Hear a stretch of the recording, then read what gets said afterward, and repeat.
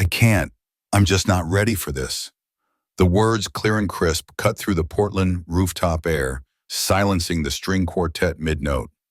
I knelt, a $12,000 diamond ring glinting, under the collective stare of Frank, Jenny, and every friend I thought we shared. Beth walked away, leaving me exposed. The open box, a cruel joke. Her final text, hours later, simply read, "Don't bother trying to fix what's not meant to be." The Pacific Northwest air, usually cool and damp, felt sharp against my face as I knelt on the Portland rooftop.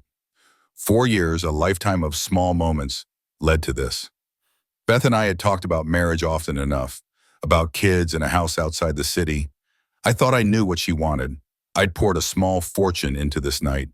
The exclusive rooftop, the chef quietly plating hors d'oeuvres, the string quartet playing a gentle melody, and the ring, the one I'd chosen to catch the evening light just so. Every detail, down to the exact moment I dropped to one knee, was calibrated for this. Frank, my boss from the firm, stood among our closest friends, a champagne glass held steady. Jenny, Beth's sister, offered a small, encouraging nod. My breath caught in my throat as I looked up at Beth. The city lights twinkled behind her, a blur of color. I had my speech ready, words practiced until they felt like my own skin. "Beth, you've been..." I started, the words getting stuck. My hands felt numb around the velvet box. She looked past me for a moment, then back down. A heavy silence settled. The quartet's bow hesitated, then lifted from the strings. "I can't," she said, her voice clear, almost clinical. "I'm just not ready for this." The words landed like lead. My mind went blank. The melody died completely. I could feel the collective gaze of everyone gathered, their stunned silence a physical weight. My jaw tightened. I tried to recover, to salvage something from the wreckage. "Beth, maybe we should talk about this, just us. Later, downstairs?" I suggested, my voice a little rougher than I intended.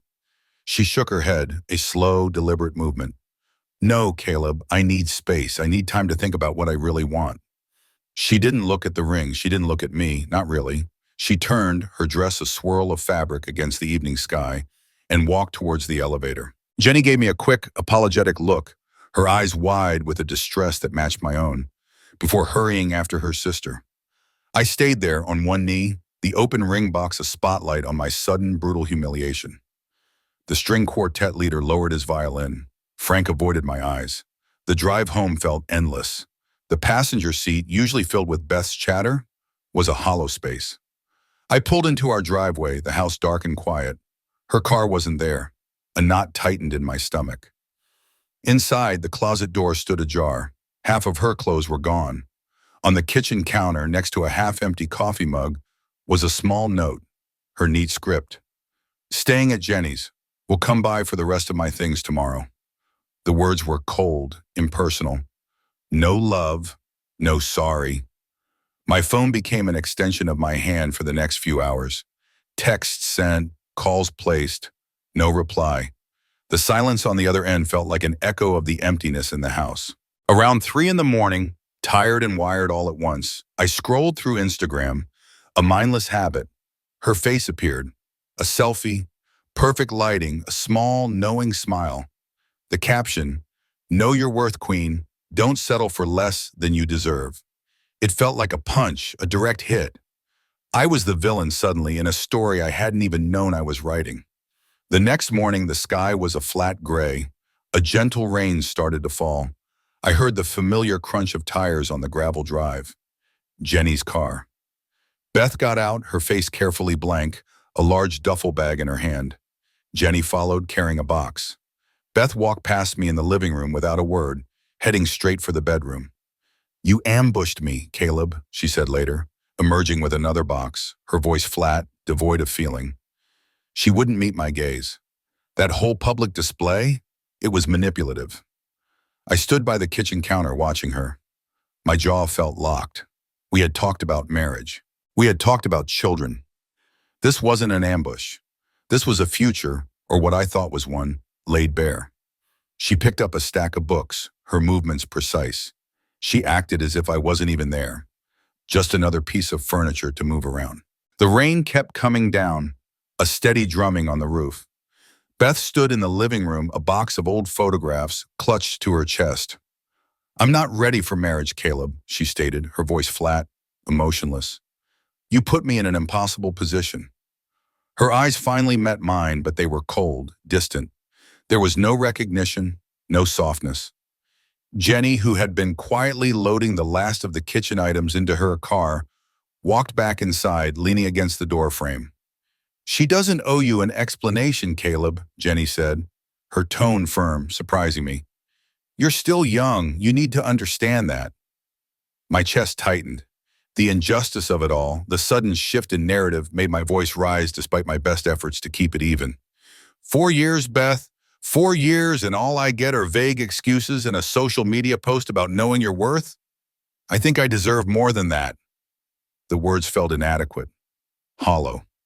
Beth set the box down with a thud. Her eyes narrowed. "Maybe that's part of the problem, Caleb. You think you're entitled.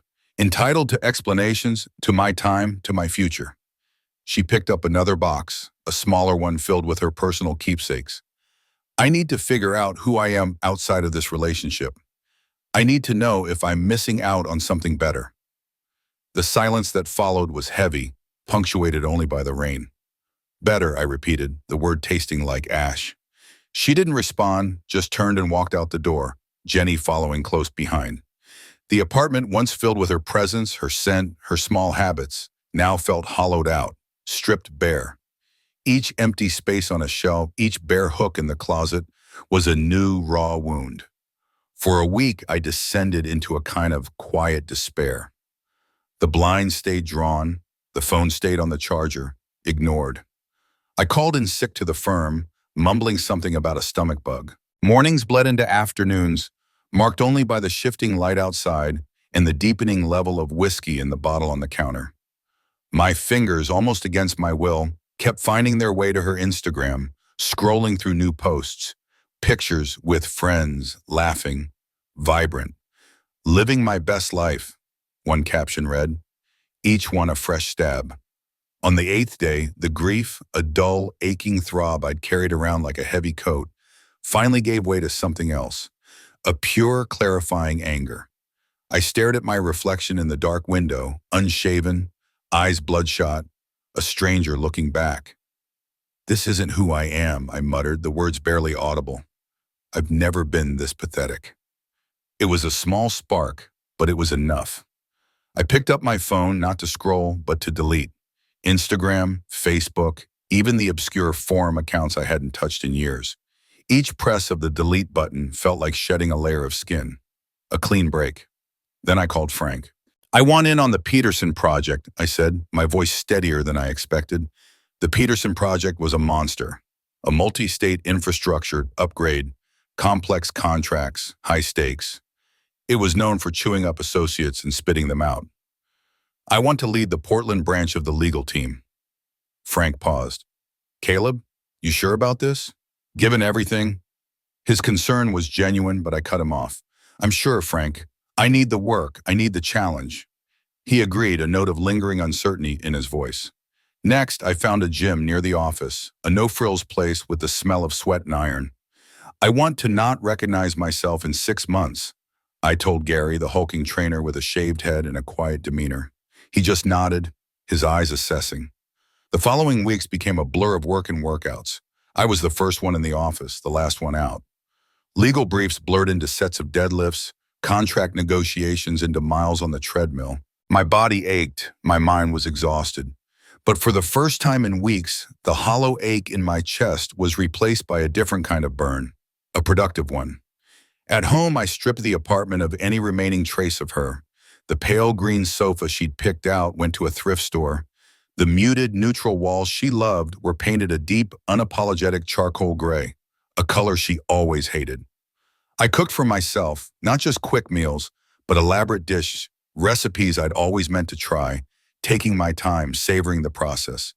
Each small act was a reclamation, a declaration of independence in the quiet rooms of my life. The next few months were a blur, a self-imposed routine that bordered on monastic.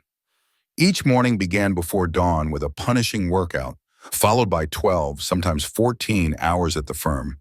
The Peterson project consumed me. I lost myself in the complexities of environmental regulations, land use permits, and local opposition groups. The work was demanding, unforgiving, imperfect. It left no room for thoughts of the past. Social gatherings with mutual friends were carefully avoided. I became a ghost in my own city, excelling in my professional life, but living a life of quiet, solitary intention. 2 months after the rooftop disaster, Frank cornered me in the hallway. "Caleb," he said, his hand on my shoulder, "you're coming to the company holiday party. No excuses. It's good for morale. Your morale." He gave me a look that brooked no argument. I showed up, a new suit, a sharp charcoal gray, fitting my now leaner frame. The gym had worked its magic. My shoulders were broader, my waist tighter. I felt physically stronger, more defined. But inside, I was still the same man, armored against vulnerability, hoping to blend into the festive chatter and clinking glasses. I made my way to the furthest corner of the bar, nursing a seltzer, watching the room. "You're hogging all the good standing space, you know." The voice was direct, clear, tinged with amusement. I turned to see Grace Miller from the Environmental Impact Division. Her hair was a rich, dark brown, pulled back neatly, and her eyes, an intelligent hazel, held a glint of humor. She was known for her sharp mind and no-nonsense approach to everything. "Budge over," she added, giving me a playful nudge with her elbow, making space for herself. "Sorry," I managed, a little startled. I hadn't expected to be addressed directly. She took a sip of her drink, a clear cocktail with a lime wedge. "Don't be, just making myself comfortable." She paused, then turned to me fully. "I've been hearing a lot about your work on Peterson. Frank's been raving. Says you've basically eaten and slept that project for the last 2 months." A faint flush crept up my neck. Praise wasn't something I sought. Not anymore. "It's a big project," I said, a slight shrug. "Plenty to keep busy." "It is," she agreed, "and you're doing exceptional work. That permit dispute in Deschutes County, brilliant. Saved us weeks, maybe months." Her words, so matter-of-fact, disarmed me. We fell into an easy conversation, the kind that felt effortless. We talked about the intricacies of the Peterson project, the ridiculousness of certain company politics, and the ambitions we both held for our careers. Grace was direct, articulate, and fiercely intelligent. She had a way of cutting through the small talk, getting right to the heart of things. I found myself genuinely smiling, a real smile that reached my eyes, for the first time in what felt like an eternity. The tension in my shoulders eased. Her presence was a refreshing change from the self-imposed solitude, a welcome disruption to the quiet hum of anger and melancholy that had been my constant companion. She listened intently, asked probing questions, and shared her own experiences with an openness that slowly, gently, coaxed me out of my reserved shell. We talked for most of the evening. The conversation flowed from our differing divisions within the firm to our long-term career aspirations, the potential for growth, the challenges we anticipated. I felt a connection, something natural and unforced. It wasn't romantic, not yet, but it was a connection nonetheless, a tether to a world I'd almost forgotten existed. As the party started to wind down, people gathering their coats, Grace turned to me. "This has been good, Caleb," she said, her voice softer now, but still direct. "We should talk more about this sometime. Over coffee, maybe?"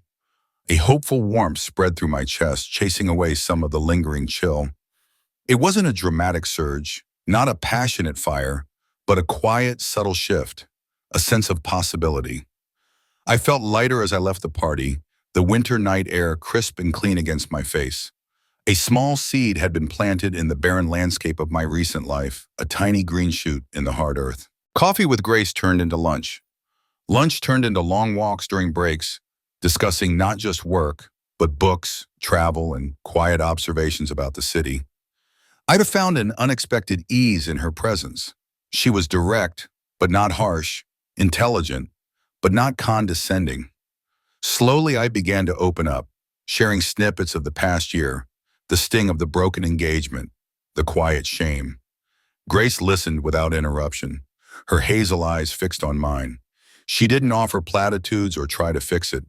Instead, she offered a quiet understanding, a perspective that wasn't judgmental, just observant. People change, Caleb, she'd said once over a late afternoon espresso. And sometimes they don't want to admit it to themselves, let alone anyone else. Her words resonated, a small, clear bell in the back of my mind. Our professional respect, forged in the trenches of the Peterson Project, blossomed into a genuine personal affection. It was built on honesty, on shared values, on an understanding that felt solid and real. I realized I was truly living again. The quiet joy of shared laughter, the comfort of companionship, the simple pleasure of planning a weekend hike. These moments had slowly, subtly started to fill the hollow spaces. My dedication to work paid off. A few months later, Frank called me into his office. His usually stern face held a rare smile. "Caleb, bye," he said, extending his hand. "Congratulations. You're getting the promotion. Senior associate, effective immediately." He clapped me on the back. "Your work on Peterson was outstanding. More than that, your resilience, your focus, it's been admirable." He looked at me, a searching look. "Glad to see you back on your feet." I thanked him, feeling a surge of pride and relief. The promotion was a tangible sign that the hard work, the isolation, the sheer will to move forward had meant something. But even as I celebrated, a subtle shift in Frank's demeanor had begun to register. He was always meticulously professional, a man who compartmentalized his life with surgical precision. Now there were changes. He seemed more distracted, his gaze often unfocused, caught somewhere distant. I'd catch him taking hushed calls in his office, the door slightly ajar, his voice low, urgent. His usual predictable schedule began to waver, late nights becoming more frequent. Whispers started circulating among the junior associates, hushed conversations around the water cooler. "Heard Frank's having marital troubles." "Separation, I hear." I dismissed it as office gossip, the usual churn of personal lives becoming public spectacle. My own life was finally settling into a comfortable rhythm with Grace, my career soaring. I had no energy for office drama. Then, one late evening, as the last of the winter light faded and rain began to patter against the windows, I was packing up my briefcase. Grace was already gone, having left an hour earlier for a client dinner. I glanced out the window as I locked my office door. Frank's dark sedan pulled out of the parking garage, its taillights glowing red in the gathering gloom. I waited for the elevator, my mind on a particularly thorny clause in a contract. The elevator doors opened and a figure emerged, moving with a familiar, fluid grace. My breath hitched. Beth. She was wearing a stylish trench coat, her hair shining under the office lights. Her eyes scanned the empty lobby, a quick, almost furtive glance, before settling on the glass doors. She didn't see me, standing half hidden behind a potted palm. Moments later, a sleek black car, one I didn't recognize, pulled up to the curb. Beth walked swiftly, smoothly, and got into the passenger seat. The car glided away into the rain-slicked street. A cold dread began to creep into my stomach, a silent, sickening lurch. My mind, usually so sharp and analytical, started to piece together disparate fragments. Beth's sudden, emphatic declaration of needing space to figure out who I am. Frank's recent strange behavior, the hushed calls, the late nights, the uncanny timing of her departure from my life, just as whispers about Frank's marital problems began. A chill settled deep in my bones. It felt like an equation was finally, brutally, solving itself. The cold dread from seeing Beth with Frank's car didn't fade. It solidified. My suspicion, once a nagging whisper, now grew into a persistent thrum. I started watching Frank, subtly, discreetly. I noted his extended lunch breaks, his sudden departures, the way his phone seemed perpetually glued to his ear in hushed conversations. And sometimes, not always, but often enough to prickle my skin, Beth would be sighted near the office building, sometimes walking past, sometimes waiting, always just out of reach. I confided in Grace, carefully, hesitantly. We were having coffee, the easy camaraderie we'd built a comfort. "Something feels wrong, Grace," I started, then laid out my observations. The timing of Beth's exit, Frank's sudden change in routine. She listened, her brow furrowed. Initially, she was skeptical. "It's a big firm, Caleb. People come and go. Frank's personal life is his own." But as I detailed the coincidences, the specific, almost synchronistic timings, she couldn't deny the strangeness of it. Even if you're right, she said, her voice low and serious, Frank is a senior partner, a very powerful man. Any direct confrontation could backfire, badly. Her caution was logical, a cold splash of reality. Her words made me recall Beth's own. Missing out on something better. You think you're entitled. And Frank, standing there on that Portland rooftop, a silent witness to my public humiliation, my boss, my mentor, offering vague concern. How much had he known? How long had he known? The questions were a swarm. Then, one rainy Tuesday afternoon, an anonymous email landed in my inbox. No subject line, just an attachment. I clicked it open, a sense of impending doom settling in. It was a photo, grainy, taken from a distance, but unmistakable. Frank and Beth, seated intimately in a booth at a secluded restaurant on the west side, their heads close, Beth's hand resting on his arm. The timestamp on the metadata indicated it was taken 3 months before my disastrous proposal. 3 months. My world didn't just rock, it shattered. A wave of pure, visceral rage, cold and hard, washed over me. My deepest, most paranoid fear was confirmed. Beth had been having an affair with my boss, Frank. It wasn't just a breakup, it was a calculated betrayal. A double sting, personal and professional, twisting the knife. The public proposal, the grand gesture. It wasn't just an ill-timed romantic misstep. It was Beth's planned escape, a stage-managed spectacle designed to make me out to be the unreasonable, manipulative one, and her the victim needing space. It was all a lie, a calculated, cruel deception. Every vague excuse, every cold word now had a new, sickening context. I couldn't confront Frank, not yet, not directly. The thought of walking into his office, of seeing his face made my stomach churn. But I needed answers, something concrete. I reached out to Jenny, Beth's sister, under the guise of trying to retrieve some forgotten items. We met for coffee, a neutral ground. Jenny, I began, trying to keep my voice even. I saw Beth with Frank not long ago. I watched her face. Her eyes flickered, a nervous swallow. She shifted in her seat. What do you mean? She asked too quickly, too innocently. Frank, my boss, Frank. I pressed, a cold certainty growing inside me. Her evasiveness was all the confirmation I needed. She stammered, mumbled something about Frank being a good friend to Beth after the breakup. Her discomfort was palpable, a loud, clear signal. She knew, she had known all along. The full weight of the deception crushed me then.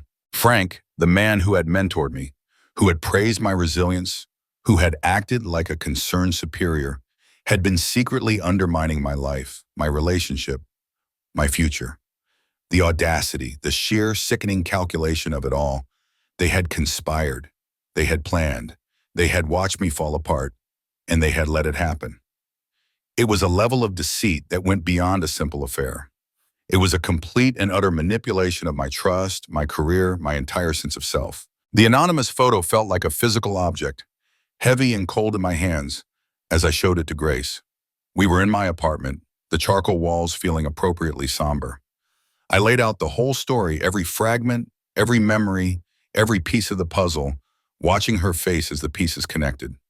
Grace listened, her expression moving from concern to disbelief, then to a quiet, cold fury that matched my own. She didn't have to say a word. Her eyes, usually so clear and composed, were wide with utter shock and disgust. Caleb, she finally whispered, the name barely audible. That's truly despicable. She understood the profound depth of the betrayal, the intricate layers of deceit. My first impulse, raw and burning, was to expose them, to march into Frank's office, photo in hand, and lay bare their treachery for the whole firm to see. The rage was a fire in my veins. I'll ruin them, I said, my voice tight.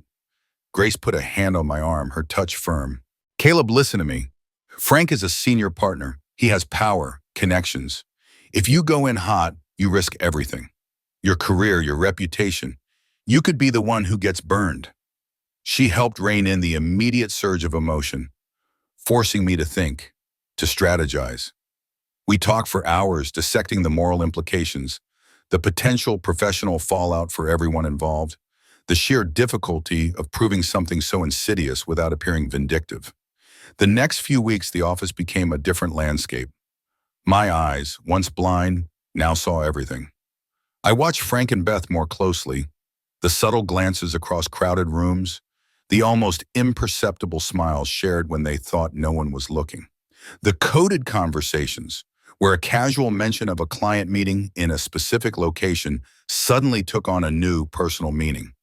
I also started to notice how deeply Frank's personal entanglement with Beth had begun to compromise his professional judgment. I saw it in the smaller decisions, the subtle leanings on projects where Beth's consulting firm might have an indirect interest, or where her future career trajectory could be influenced. It wasn't overt, not yet, but the threads were there. I began to compile discrete notes. A spiral notebook tucked away in my desk drawer became my quiet archive.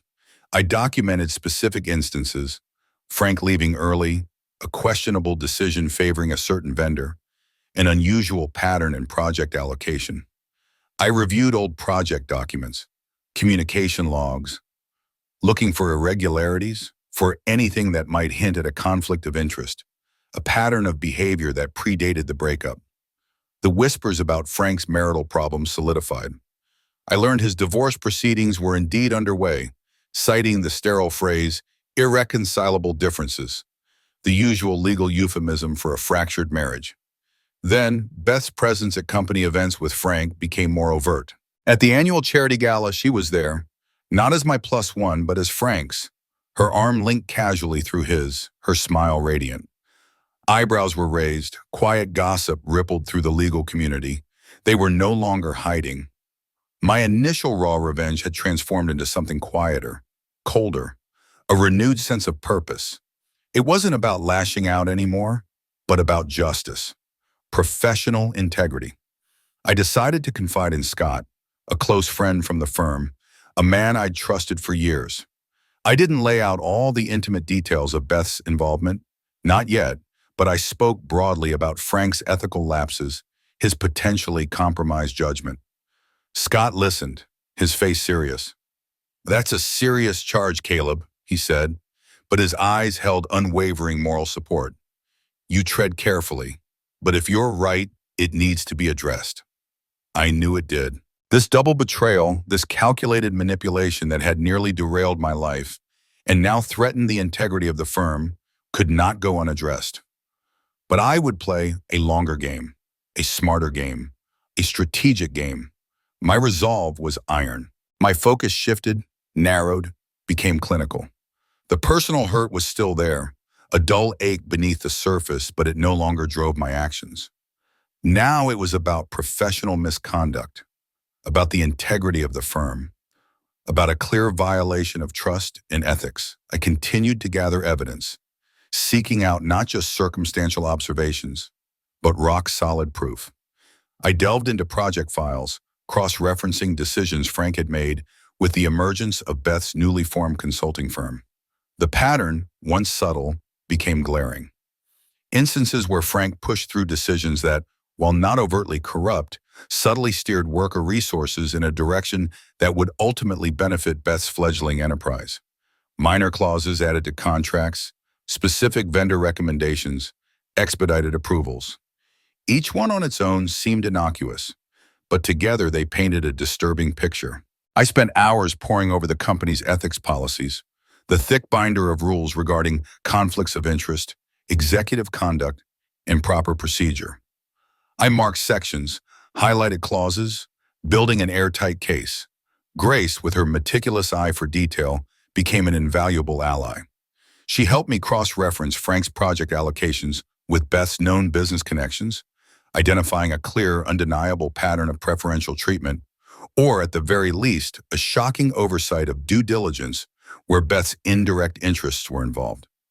The report I meticulously crafted was dry, factual, and utterly devastating. I stripped it of any personal animosity, any emotional language. It was an objective chronicle of Frank's questionable decisions, a clear outline of conflicts of interest. The anonymous photo, the one that had shattered my world, I included not as proof of an affair, but as crucial, undeniable evidence of a personal relationship that explicitly compromised Frank's professional impartiality. It wasn't about who slept with whom. It was about how that entanglement bled into Frank's duties and distorted his judgment within the firm.